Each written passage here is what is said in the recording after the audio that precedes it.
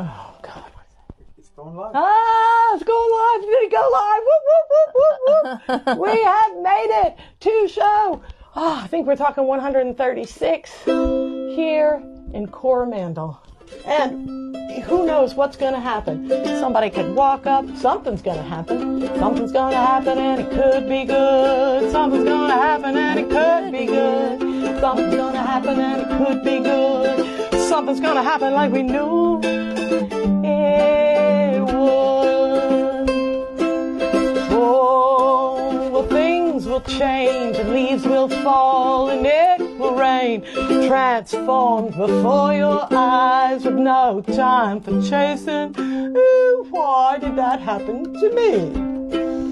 Oh, you never know just how life is gonna go. So you jump in your boat and row, row, row. Jump in your boat and row, row, row. Here we go, all together. Ready?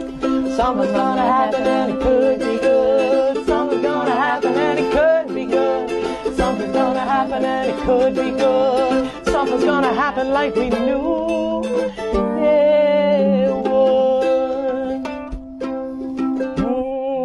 You gotta aim high and go for your pie in the sky.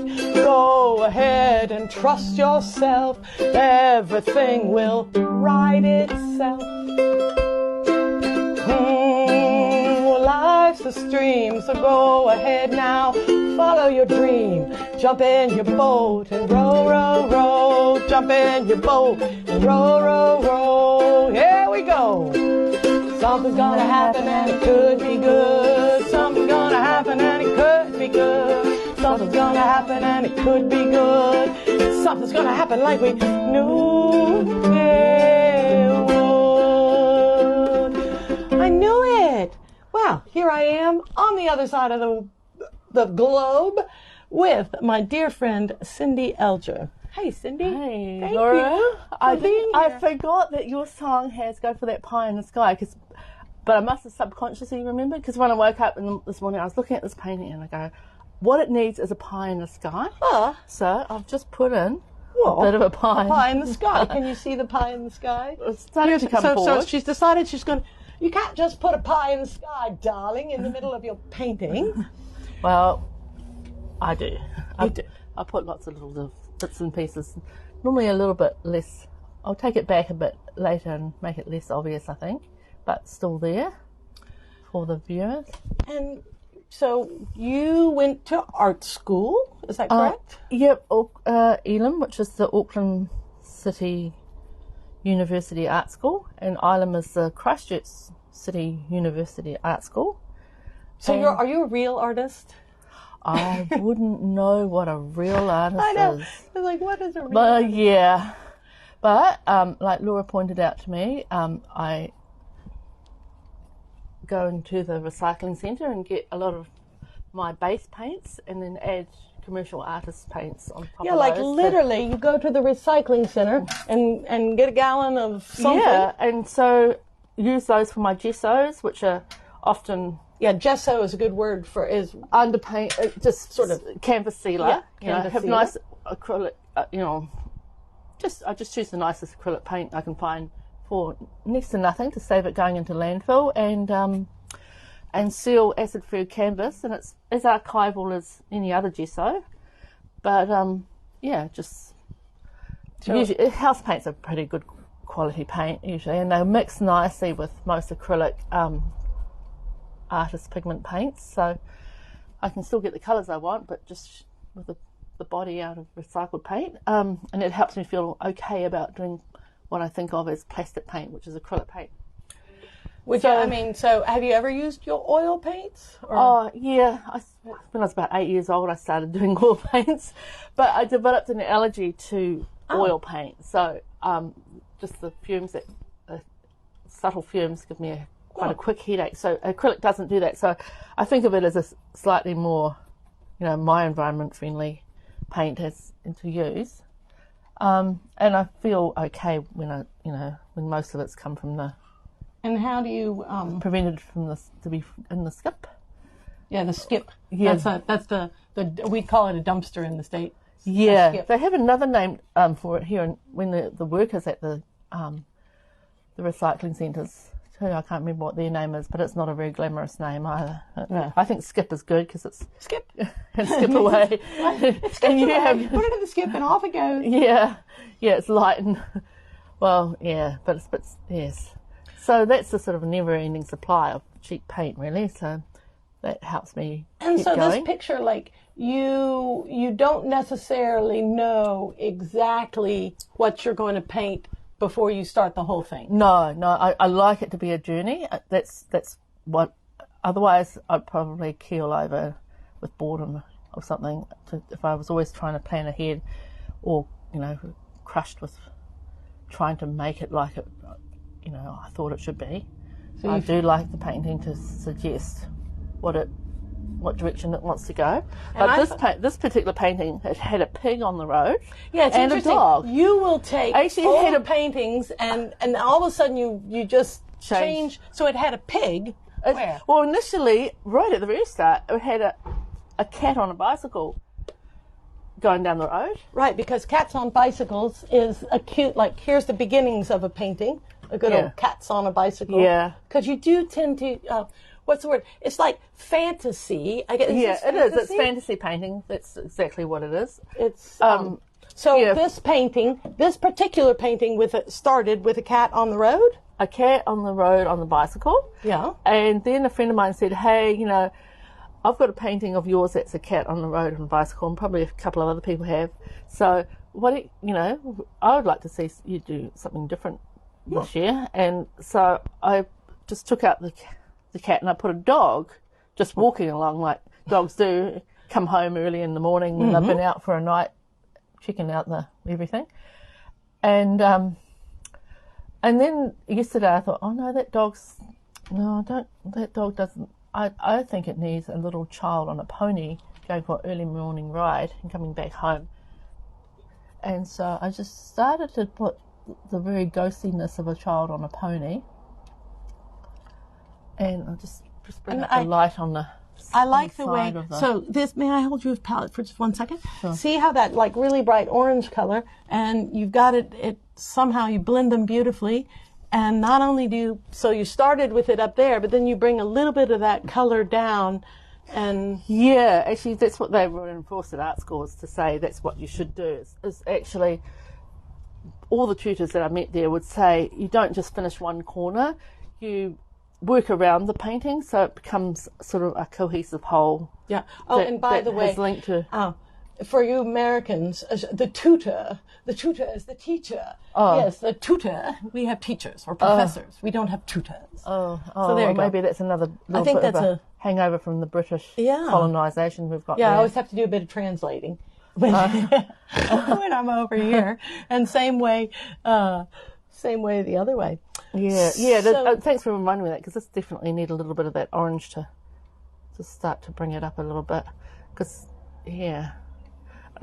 I made this time of year rhubarb's doing really well, and so I made a rhubarb and plum pie for my son. Hopefully, if he wants it to take. Oh, your son to might the pop city. in today. Yeah, He he might. You have. Yeah. Now here you are. You've been living on the Coromandel Peninsula most of your life, eh? Yeah. I only lived 7 years. I was born down one of the biggest, heaviest baby ever born in the Coromandel Hospital just down the road, which is now shut. It's now. You were born in the Coromandel Hospital down the road. The one that. Oh well, there you go. Yeah, Can I touch you? 500 You're meters. real. She's a real one. Coromandelian. A real Coromandelian. And did you know you were going to be an artist? I mean, because a lot of people paint and do art, but you have consistently produced and sold. I kind of did guess. One of my first memories of going to school, a couple of things happened. One, we're given this task to just do a painting of a fairy tale that we liked or were impressed by or whatever. And I remember doing a pumpkin coach with a horse-drawn thing, and the teacher coming up. The tutor. Yeah, the tutor. I only get to be tutors once you get out into university. Yeah. Anyway, and he comes over to my desk, and he looks at me and he says, "Okay, did you do this?" Yeah, you know, like, which book did you copy that one from? Because it was a Cinderella book, the kids, and I was like, oh, I don't remember, but all I remember is that she had a pumpkin coach and some mice on the thing, and da-da-da. And it's like, oh, that looks like something I've seen actually, you know, in print. And I was like, oh. And it was quite unusual to, you know, have the tutor spend a bit of time at the spruce tree talking to me and looking at this and humming and ahhing. And then pretty quickly the other students would come. Hello. Come on in. Ask for me to help. Come on. We're live on the internet. Here, Colin has arrived. Good to see you. Say hello to your kid. Hey, my honey bunny son. Yes. Isn't she has a lovely, nice son? I've patched your bee suit and washed the gloves and they're dry in the box. The bee suit. Not patched it. I've just sewn up the pocket. Oh. And there's also the Nespresso machine that if you want to possibly take it take it out of the box.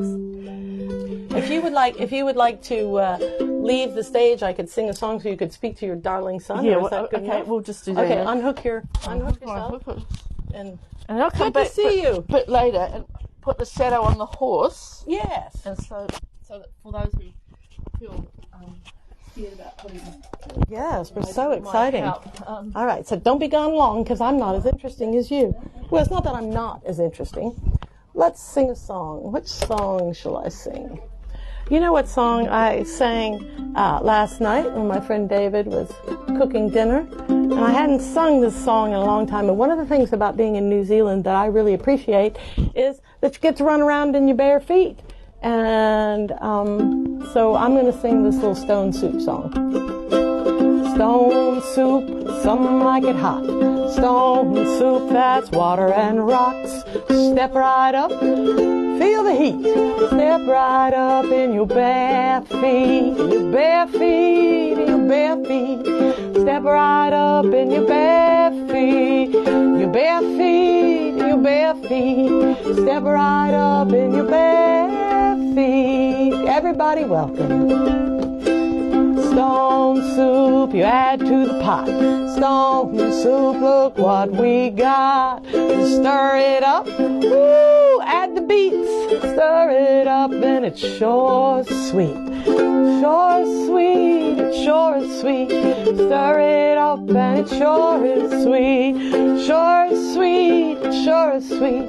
Stir it up and it sure is sweet. Stone soup, it's a full pot. Stone soup, let's share it hot. You tip it up, woo, mind the heat. Tip it up, Lord, a fine treat. A fine treat, a fine treat. Tip it up, it's a fine treat. Fine treat, fine treat. Tip it up, that's a fine treat. Let's all gather around, put a little in the pot, let it bubble and boil, and share it with one another. How about that?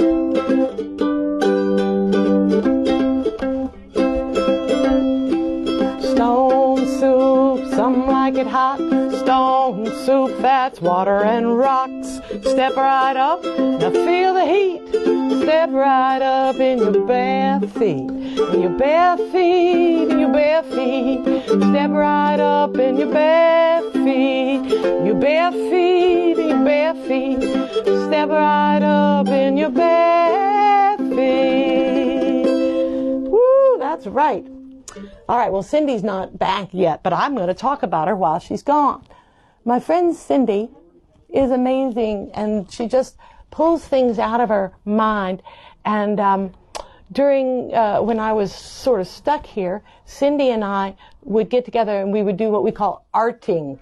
So I would come down here. Woo, the cat's getting involved. We're going to the cat's Dr. Love. He might get involved in all this. And we would do this arting. So I would come and sit in this very room, and Cindy would paint, and I was making things out of clay. Hello, Dr. Love. Yes, we can hear you. I don't know if we can see you, but we can hear you. That's Dr. Love. So at one point, okay, now here, look at this incredible painting of Cindy's. And there's this lovely boat, and somehow it's tethered to this bed with a little angel in it. Now, who comes up with a crazy, I mean, not crazy, crazy's not the right word. Like, what a beautiful adventure. So I sat right here in this little room, and I made this out of clay.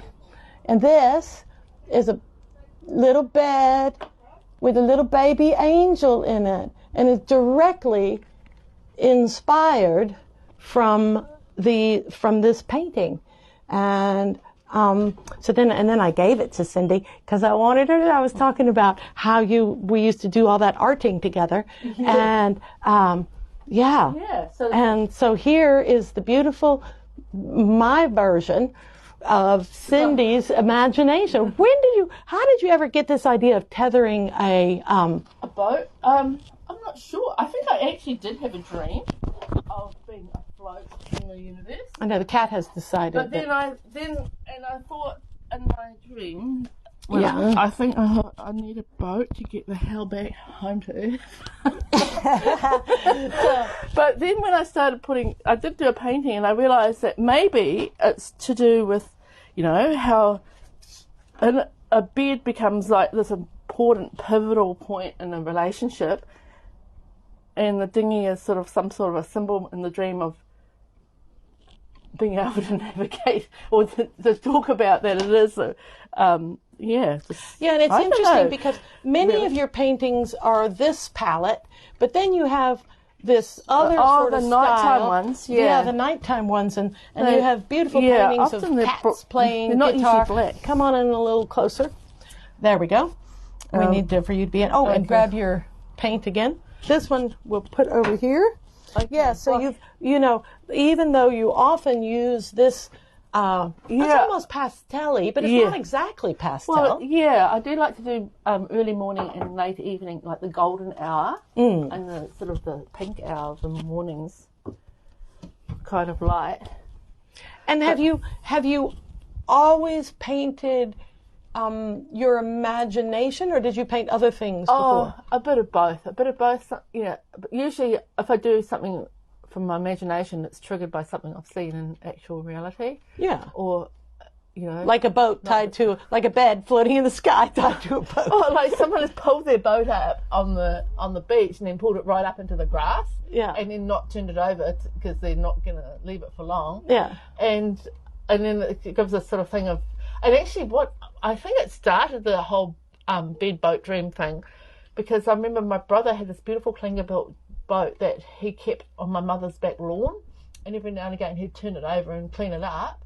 And one day I had a photography assignment, so I just said to my mum before she went off to work, she's in her work uniform, could she just sit in the boat for a moment, and I'll just take a couple of black and white shots. And it was a sort of windy day, so she put a scarf over her head and she sat in the boat, and there was the lawn going to the hedge, and it was sort of all Monet-like and this black and white thing behind. And the tutors really liked it at art school because they said, that just so looks like a dream, this sort of older woman in uniform with a scarf on. The scarf is blowing in the wind. And pure by accident, I took her when she was blinking, so she had her eyes closed. So I was like, so that's what I'm doing. it's a dream painting. Happy accidents? A dream photo. Yeah, happy accidents. That's the thing. You just have to get going with art. And the next thing you know, it'll lead you down its own little path, which you'll be, surprised at the result in the end if you let it just suggest things and head on down. And then here's another sort of painting of yours, which is so fun. This is your another one, children's paintings or light. And what is this business? What is this couch doing in the middle of a field, for goodness sake? Yeah. And then that's a lizard playing an instrument. And then you've got your duck there. Well, before we had our recycling centre in Coromandel, we had a lot of people dumping furniture. Like you come around a corner and there'd be a beautiful kaikatea tree, which is a very beautiful conical native tree, and a lazy boy at the bottom. Like, people were just getting rid of the thing, but they'd actually choose a nice place often to put things. Or there'd be, and sometimes a free sign or not on the side of the road. Like I have a king size bed upstairs, and I made it with slats, and then I didn't have any headboard or football. And one morning, my son was about 3. I said, I'm so sick of the all the quilts falling off and the pillows falling off. I really want a headboard, but I've got not much left spare cash to get a headboard or a footboard. Heading down the Thames coast, come around the corner of the Thames coast, and there's this gorgeous turned headboard and footboard for a king size bed, nothing else, and a little sign saying free. Free. So there you go. U-turn. So we call it psychic shopping, and you're really good at it. Well, yeah, I mean, it's just so furniture, it's sort of a bit less now because of the recycling, but occasionally you do still see things. Find a furniture. Yeah, desk or, And it's like, so you paint this stuff out of your imagination, but you have a real kind of knowledge that if you put a few dots of light, it'll. Oh yes, to bring form up is as simple as, that whole thing of painting in orange, so that you paint the light on one side and you paint the dark on the other side, and you reverse that for the background, and that makes the form appear three-dimensional. Right. So from this picture, you would say which way that the sunlight is coming from a particular direction. I decided to make all the light coming from this side, so all the hill shapes are lit from the side that the light is coming from. Yeah. The hill shapes, the tree shape. You just envisage it as a 3D and just add more light to the side and less light to the side that doesn't. So, for example, this little ghostly horse here. Can we see a little ghosty horse? Yes. So we want to put a bit of shadow down so the light's coming from the right. We just want to. Oh, so you're putting the shadow on the opposite side from where? Yeah. You can't go wrong. It just. So listen to it. You can't go wrong. Can't go wrong. No worries. Well, yeah, and if you do go wrong with both acrylic paint and oil paint, you just paint over it. But with oil paint, you'd need to wait somewhat longer for it to harden up. Yeah, to harden up enough to. Oh, I like it. Yeah. There we go. So all of a sudden, she's put a little. Let's see. Lean back so that folks can see how much you've. Just by putting a little bit of dark right along here, you're making him come forward. Yeah, come three-dimensional. This little childie on a pony. And I love the way you use. Everybody uses something different as a palette, and you're using these funny little canvases as a palette. Yeah, that eventually. Do you eventually do a painting on top of it of some sort? I actually did a painting just a few weeks ago that I really enjoyed, of a little cat and a kitty in a bag on the palette, and left the background as palette, which is often interesting. Yeah, it's paint combinations. Yeah, it's sort of textural too, and yeah, it is. It's very textural, and there's something about the palette always talks about the journey of making something, and and it always has this lovely, random sort of paint combinations. And this, just to sort of still talk about how fabulous you are, Cindy, this painting here was painted many years ago as the front for the front cover of I think 1997. There was a Gardening by the Moon calendar. Gardening by the Moon calendar. Yeah, but we've sort of run out of people that wanted to do the computer side of it, which is quite complex. It's hard to find a gardener or an artist who wants to do because this calendar was yes, you gave her. Oh, that's nice. Yeah. The cameraman's also feeding the cat water. Thank you, cameraman. He doesn't like his watered down with his biscuits. It's too demotional. And you call cat food biscuits. Oh. Yeah, I don't think we would in the States would we call them biscuits. It's so funny to hear it's like dry cat food. And here you call them biscuits. Sounds so much yummier. Well, Dr. Love would like that because he likes anything that makes him think that he's, part of the group of humans. Yeah, so for many years, this, and it's this planting by the moon. I guess you need an astrologer to calculate this and that. And the theory is that if you plant root crops when the moon is in a certain cycle. When the moon just hits a astrological sign that is an earth sign, basically, that's generally quite a good time to plant but not always. If it's perigee, Yeah, if it were that and simple. apogee, yeah, it isn't that simple. Oh, those are fancy words, perigee and apogee. Yeah, Those which are is moon. where the moon goes closest to the Earth and furthest away from the Earth in its moon cycle. And when it's doing the turning, going from further to closer in its cycles, those are not good times to plant, because I think it's apogee is closest, or one of the two. I'm pretty sure it's apogee is closest. And when it's really close, the plant has too much energy and it grows too fast and it gets spindly and falls over on itself, and is also vulnerable to pests and plants because it's soft, lush growth and it's not strong. And apogee is the opposite, it just stunted.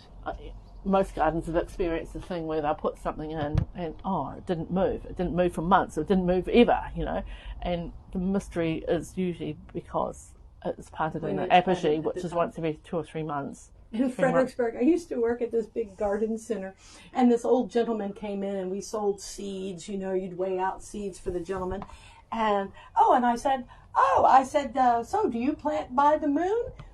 And he looked at me and he goes, I don't live on the moon. I don't plant by the moon. And he stomped off with his seeds, and whether he was as successful or not, I don't know. But some people are naturals. Like my mother, while I was doing it, I never told her I was doing the calendar because she was the greenest finger I ever met. She was just amazing. And I'd be doing maybe doing the illustration on that day and something, and I would call her up and she'd say, I'd say, what are you doing? And she said, I've just been putting in my beetroot. And I'd glance over at the calendar, and sure enough, perfect time so for she would for just root get crops. inspired at the right day. Yeah, she would do it over and over, or her garlic, whatever it might be. But I was like, okay, I'm not even going to talk to her about this. She doesn't need to know, Yeah, she clearly knows it anyway. Yeah, I mean, she was the one who said, right, this is the day, and to plant that avocado tree, which is 3 stories of avocados. Amazing. This piece of your mother built this house, is that correct? No, she bought it. Yeah, and it was just a simple A-frame, and this little bit that we're in is a mud brick addition. A mud brick addition, and of course, that's what this wall. I bet you can see a little bit of the wall, and it has paper clay and mud, and it's a very and you built the dang thing with your own hands, with help and friends and. Well, definitely. It was funny because while I was building it, they were talking a lot on the telly about the housing crisis, and every now and again I thought, I just want to let them know that you can actually build something like this. Like this addition, this particular room is only 12 metres square, but it's a reasonably sized room, and it cost me just on $8,000, whereas that was 3.5 years ago. But even then, a 12 square metre room would cost sort of pretty much minimum of conventional materials of $20,000, right? Which is well over double the price, and you get something that is really lovely to live in. That like it straight away warmed up the house.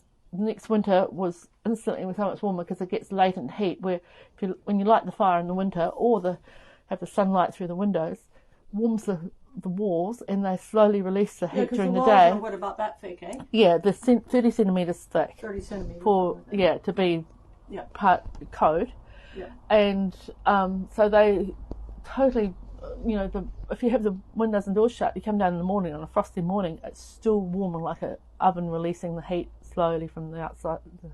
Yeah, and it's also cooler in the summer. Absolutely. Yeah, it is amazingly. It's just the insulation. It's just natural insulation, and it breathes, so it doesn't isn't really prone to mold and things. I've never had it really shut up for long periods, but I've been told it does breathe. It doesn't go mouldy. I've never noticed condensation on the windows. It's like very little bit in the middle of winter because they're single glazed windows on the slider. So it's a good, fantastic building material that will last. I know, and you 300 years or more. You can just do it yourself. That's exactly, and it's really local because it's just everywhere in New Zealand. There's places not far away with a quarry where you get your rotten rock.